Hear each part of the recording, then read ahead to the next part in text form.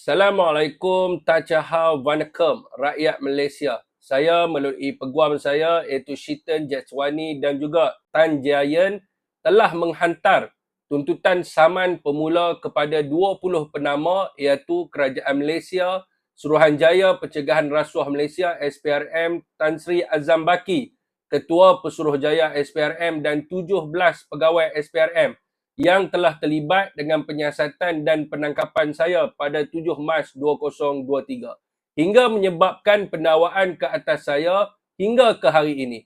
Saudara dan saudari, writ saman dan notis tuntutan saman telah diserahkan dan diterima oleh pihak Peguam Negara mewakili Kerajaan Malaysia dan juga Suruhanjaya Pencegahan Rasuah Malaysia.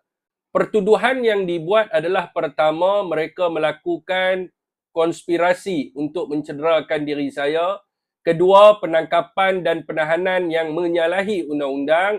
Dan yang ketiga, segala tindakan terhadap saya dilakukan tanpa sebab munasabah dengan niat jahat, kebencian peribadi atau sengaja untuk mencederakan diri saya. Saudara dan saudari, pihak SPRM juga pada waktu material telah menekan saya untuk mengakui mengambil dadah dan tidak stabil daripada segi mental sebagai pertukaran untuk menghentikan siasatan terhadap diri saya.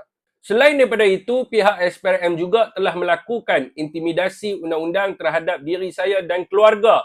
Oleh itu, saya merasakan wajarlah untuk saya mengambil tindakan menyaman kerajaan dan lain-lain penama dalam tuntutan tersebut kerana mereka telah bertindak di luar batas undang-undang. Apakah respon rakyat Malaysia?